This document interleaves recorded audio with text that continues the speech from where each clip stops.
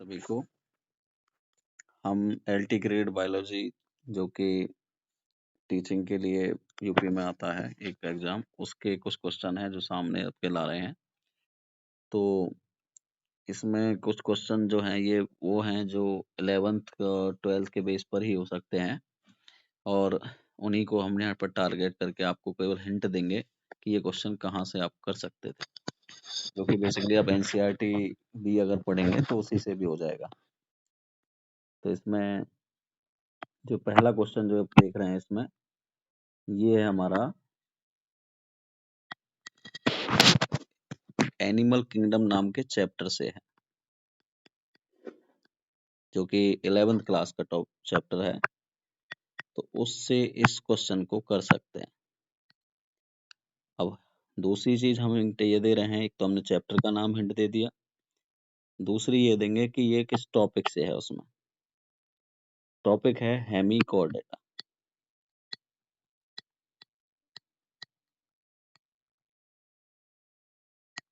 तो आप इस हेमिकॉर्डेटा को जब पढ़ेंगे तो उसमें इसका आंसर आपको मिल जाएगा 11th क्लास में। तो जो हमारे नीट के बच्चे हैं या 11th क्लास के नीट के बच्चे पढ़ रहे हैं वो नॉर्मली इसका आंसर दे सकते हैं, केवल उस टॉपिक को वहां से देख करके। जिसे याद है वो डायरेक्ट भी दे सकता है, नहीं है तो इस टॉपिक को पढ़ करके हेमिकॉर्डेटा वाला तो दे सकते हैं। दूसरा हम एक क्वेश्चन देख रहे हैं नीचे इसके, वो हम बात कर रहे हैं एक सिस्टीमी नेचुरी नेचुरे। ये पुस्तक किसने दी, इसके बारे में। तो हम इसको एक हिंट दे रहे हैं, पहले चैप्टर के देंगे। तो लिविंग वर्ल्ड एक चैप्टर आता है एनसीईआरटी में 11th क्लास की में। तो उसमें एक टॉपिक आता है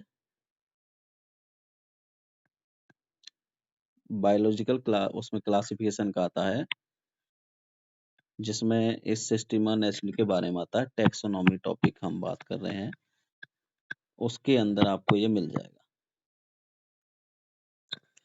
तो वहां से इसका आंसर दिया जा सकता है। नेक्स्ट क्वेश्चन जो हम बात कर रहे हैं, जो कि चैप्टर नाम है एनिमल किंगडम,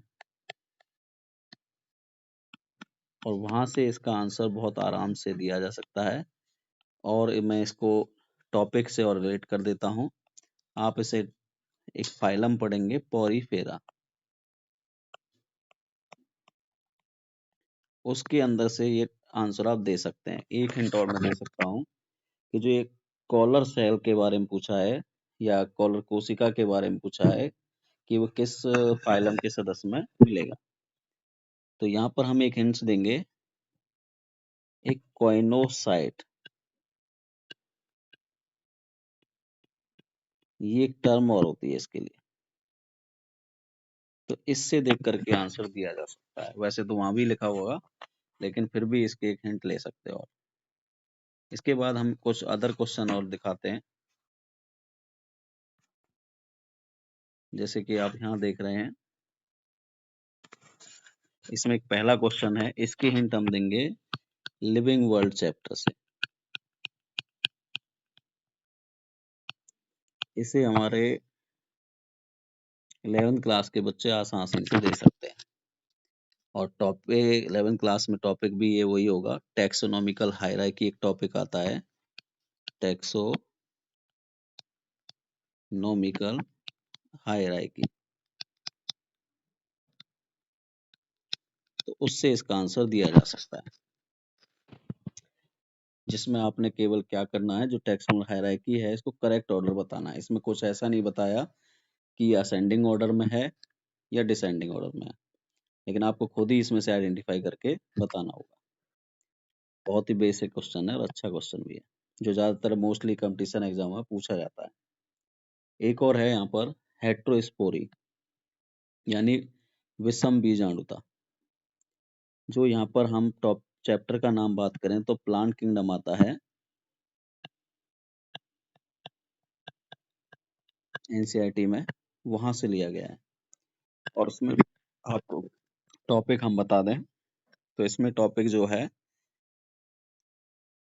टेरिडोफाइट्स, एक डिवीजन आता है प्लांटी किंगडम में, उस टॉपिक से ये है, तो इसमें भी आंसर दे सकते हैं। इसके बाद हम बात करेंगे नेक्स्ट क्वेश्चन, ये भी प्लांट किंगडम का है।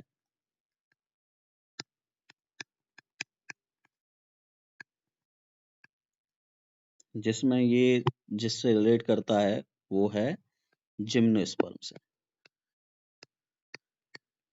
तो उसके अंदर आपको इसका आंसर मिल जाए। अगर टॉपिक याद होंगे उस कंटेंट के तो आप डायरेक्ट भी दे सकते हैं, नहीं तो आप देखकर भी आप इसे देख सकते हैं, देख सकते हैं। उसके बाद एक है इसमें बायोलॉजिकल क्लासिफिकेशन, एक चैप्टर आता है 11th क्लास में।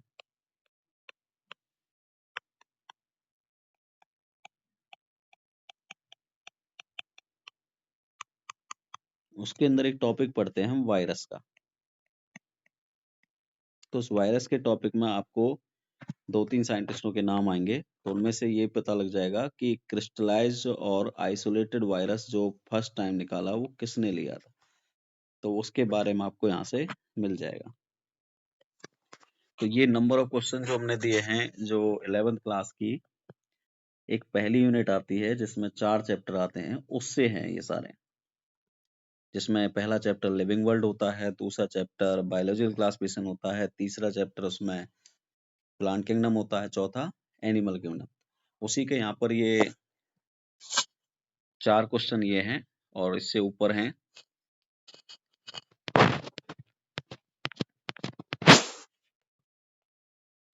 3 क्वेश्चन यहाँ पर हैं, यानी 7 क्वेश्चन टोटल है जो एनसीईआरटी के इस यूनिट से आए हुए हैं। तो हमने हिंट आपको दी थी, तो आप इनका खुद अपने लेवल पे काम करिएगा। बाकी मैं अपने लेवल पे एक बार आंसर बता देता हूँ इनका। स्टेमोकोड ये क्या है? नोटोकोड जैसी संरचना थी जो पहले कुछ ऑर्गेनिज्म में देखी गई थी, जिसे नोटोकोड माना गया था, लेकिन जिसकी वजह से इस हेमिकोडेटा को एक सब फाइलम बनाया गया था। किसका? कोर्डेटा का। क्योंकि कोर्डेटा वो रखे जाते हैं जिसके अंदर नोटोकोड मिलता है। तो जब ये पता लगा कि नोटोकोड और स्टोमोकोड कोई सेम संरचना नहीं है, तो इसलिए उसे फिर अलग कर दिया गया और एक अलग ही नॉन कोर्डेटा के अंदर हेमिकोडेटा को रख दिया गया।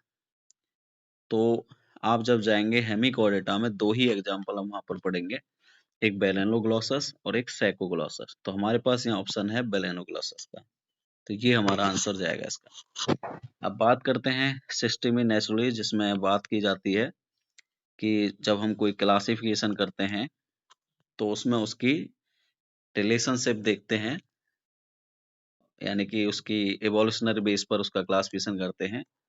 तो ये टॉपिक जो इस बुक के बारे में जो बताया था, लीनियस ने बताया था। फिर नेक्स्ट बात करते हैं, जो इसमें कॉलर सेल की बात करी है, तो ये हमारा पहला फाइलम आता है पोरिफेरा, उसके अंदर ही मिलता है। तो हमारा ये आंसर सीधा हो जाएगा।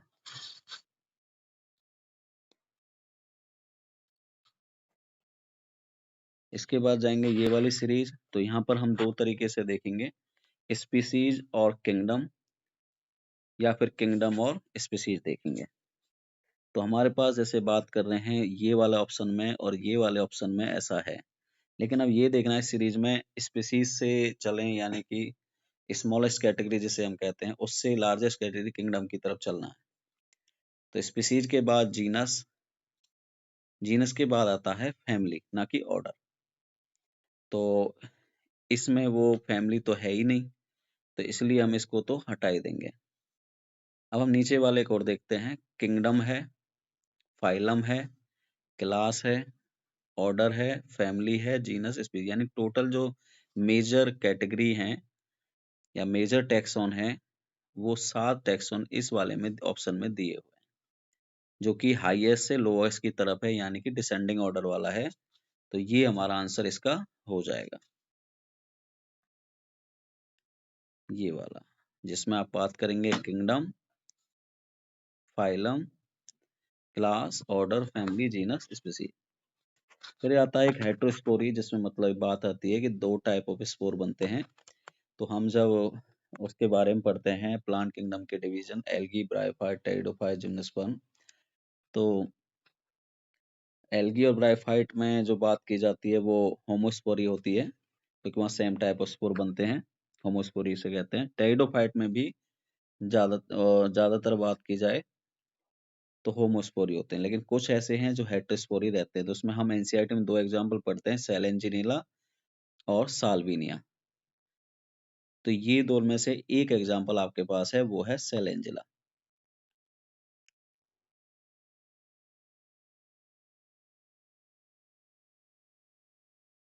तो सेलेंजिला वाला आपका आंसर इसका हो जाएगा। साल्विनिया इसमें नहीं है, तो वही हमारा आएगा।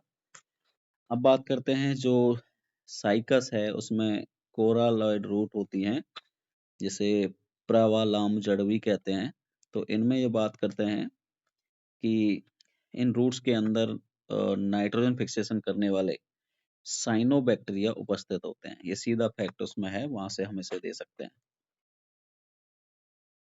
फिर अगला है कि who crystallise the isolated virus for first time. तो इसमें हम जब उस टॉपिक में पढ़ेंगे वायरल क्लास में वायरस में, तो वहां पर WM स्टैनले दे रखा होगा, जिसने इसे क्रिस्टलाइज फॉर्म में कहा कि ये प्रोटीन का बना होता है, तो ये वहां से लिया गया है। धन्यवाद। बाकी ये 7 क्वेश्चन जो अब LT ग्रेड में पूछे गए थे, जिन्हें हमारे नीट वाले बच्चों के लिए भी काफी ज्यादा मदद मिलेगी, तो वो नीट वाले बच्चे भी आप इसे तैयारी कर सकते हैं। तैयारी मतलब अपने पर्सनल नीट के लिए करेंगे, बाकी फ्यूचर में कभी चांस मिला किसी तरह का तो देखा जाएगा। बाकी मेन तो आपके लिए एक प्रिपरेशन प्रैक्टिस के लिए है। धन्यवाद।